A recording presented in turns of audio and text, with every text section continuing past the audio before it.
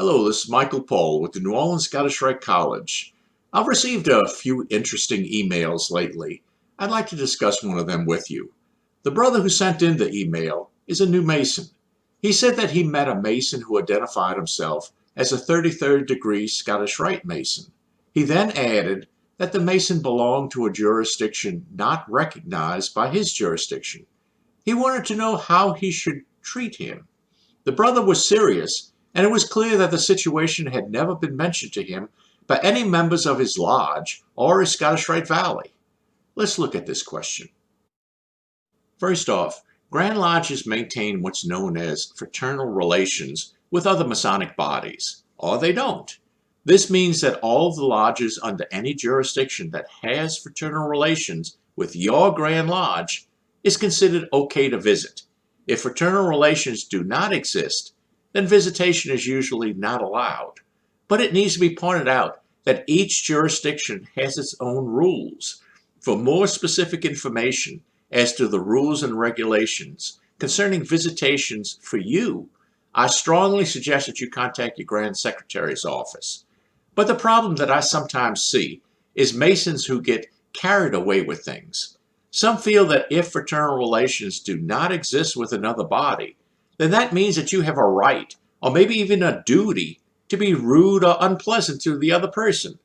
In my opinion, this type of attitude is un-Masonic and contrary to everything that we teach in Freemasonry.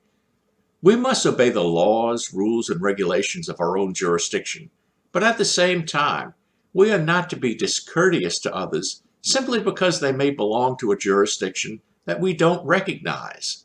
Lack of fraternal relations does not automatically mean irregularity. And even if someone is not a regular Mason, or not a Mason at all, it doesn't mean that they are not a good human being. A Mason is not a superior being simply by regular Masonic membership. Our value as a human depends on our conduct and actions. Let's look for a minute at Freemasonry in the United States. There are generally two types of Freemasonry that is recognized. That would be what's known as mainstream Masonry and Prince Hall Masonry. Mainstream Masonry is normally the older Masonry and sometimes called the White Grand Lodge. This is because that there was a time in the history of U.S. Freemasonry when if you were not white, you were not allowed to become a Mason. It was truly an unenlightened time. Prince Hall Masonry was created in order to give African Americans the same opportunity to join Freemasonry as those who happened to be born white. There was also a very interesting rule that became agreed upon in the very early days of Masonry in the United States.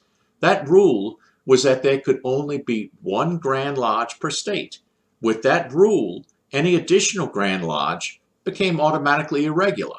So from its very early days in the late 1700s, Prince Hall Masonry was deemed to be irregular because it was technically an additional Grand Lodge. But in reality, it was simply because its members were not white. Fraternal relations did not exist between any Grand Lodge in the United States and its Prince Hall counterpart Grand Lodge in the same state. Over time, the idea that a Mason needed to be white was recognized as un-Masonic in most all jurisdictions. New Masons were made in mainstream jurisdictions regardless of race. But Prince Hall Masonry was still considered outside of regular Freemasonry. Everything changed in 1989 with the recognition of the Prince Hall Grand Lodge of Connecticut by the Grand Lodge of Connecticut. But there still existed that rule about only one Grand Lodge being allowed in a state. So that rule became modified. The new understanding of the rule became one Grand Lodge unless the Grand Lodges in the state decided to enter into fraternal relations with each other in the same state. With that modification of the rule, we have today most U.S. Grand Lodges enjoying fraternal relations with their Prince Hall counterparts. But stop and think about exactly what it meant when a Grand Lodge recognized or entered into fraternal relations with its Prince Hall counterpart.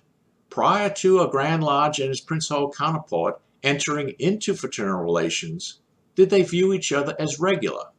In many Grand Lodge proceedings, you'll find Prince Hall Masonry being defined as irregular. It was not until fraternal relations were established did they begin to call each other regular. Why? Did something change in the nature of Prince Hall Grand Lodges that caused them to be viewed as regular? No. In all cases, the only thing that changed was that fraternal relations were established. Freemasonry in the United States seemed to tie the existence of fraternal relations with regularity, and the lack of fraternal relations with irregularity. Once fraternal relations started happening between the U.S. Grand Lodges and their Prince Hall counterparts, the definition of regularity changed. But regularity must mean something apart from the existence of just simply fraternal relations. Regularity cannot only be automatically tied to or understood as the existence of fraternal relations. If we do so, then the recognition between U.S. Grand Lodges and their Prince Hall counterparts make no sense at all. Nothing about the nature of Prince Hall Masonry changed prior to or after their recognition. Prince Hall Masonry was and is regular Masonry that was just not recognized as such for many years. This does not mean that every single organization that calls itself Masonic is actually a regular Masonic body by how we normally define regularity. But it also does not mean that regularity is determined only by the existence of fraternal relations. This brings us to another point. I've seen some Masonic bodies that truly have no legitimate claim to regularity by how Freemasonry determines regularity. And for how Freemasonry determines regularity, see your Grand Secretary's office for the particulars of your own jurisdiction. However, some of the Masons who belong to some of these irregular bodies sure act like regular Freemasons. How can we explain that? Well, Freemasonry is all about an individual following a certain set of teachings in order to improve himself. These teachings are not secret. Our teachings are right there for everyone to see. So, if according to the rules of Freemasonry, some Grand Lodges are determined to not be regular for some technical reason, does that mean that it's impossible for its members to benefit from the Masonic teachings? I don't believe that's true at all. Benjamin Franklin is well known as a great Mason. What we may not realize is that in the eyes of the United States Masonic community at that time, Benjamin Franklin was an irregular Master Mason. That's right. He belonged to a Grand Lodge that for technical reasons was not, at that time, recognized as regular. And yet we claim him as a famous Freemason who is worthy of emulation. And what about this 33rd degree Mason that the young brother wrote me about? Well, I should point out that John Mitchell died as an irregular Master Mason. Who was John Mitchell? Well, he was the first Sovereign Grand Commander of the Supreme Council Southern Jurisdiction, USA.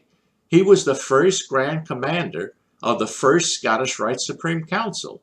Yep, in the eyes of the U.S. Masonic community of that time, John Mitchell died as an irregular Master Mason. Of course, he was not always viewed as an irregular Master Mason, but he became irregular because of technicalities regarding that old concept of only one recognized Grand Lodge per state. So exactly what does regularity mean, and how much stock can we place on it when we look at an individual Mason? As I've mentioned in a number of videos, Freemasonry is of a dual nature. We have both the Masonic philosophy and the Masonic organization. Each organization of Freemasonry, and that would mean each Grand Lodge, has its own rules and regulations. The choice for the members is to obey the rules or don't be a member. It's as simple as that. When new Masons are not properly taught the rules and regulations of their jurisdictions, problems can develop. Visitation and who can and who cannot visit is often not properly taught to new Masons. This is why I advise over and over that if anyone has questions about what is or is not proper in their jurisdiction, do not go online and try to find out for yourself.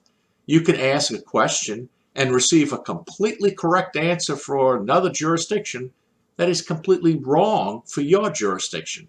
The best place to learn about your jurisdiction is your worshipful master, knowledgeable members, your district deputy grand master, or your grand secretary's office. But again, we are talking about the organization of Freemasonry. The philosophy is different. Our philosophy is designed to help the individual improve himself. We don't say how much, we don't say how little, and we don't exactly say how. We simply provide all Masons with the teachings and symbolic instructions on how anyone who applies these teachings can live a better life. The level of benefit to the individual depends on the level of work that they put into learning and living the lessons. These teachings are also not part of our secret instruction. The only thing that's common in the secrets of Freemasonry are matters of recognition and initiation. All lessons to help improve ourselves are open and free to anyone.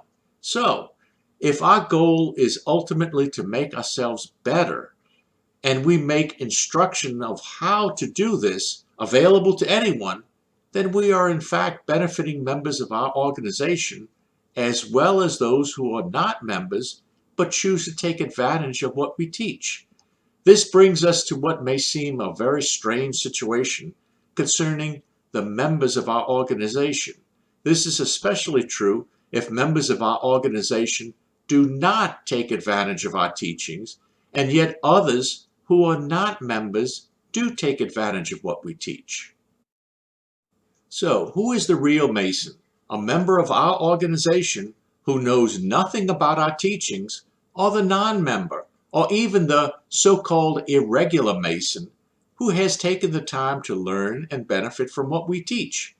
The members of our organization have dues cards, but there is no guarantee that they have benefited from what we teach.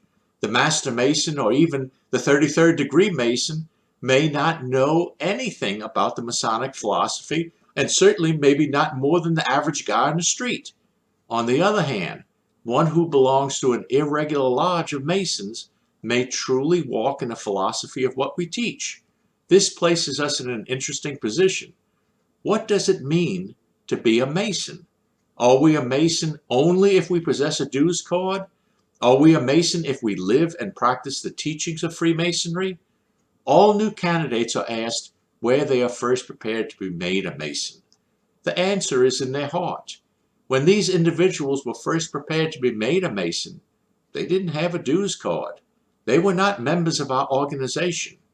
I believe that in all things, we must seek balance, and that sometimes in order to grow, we have to adjust how we think.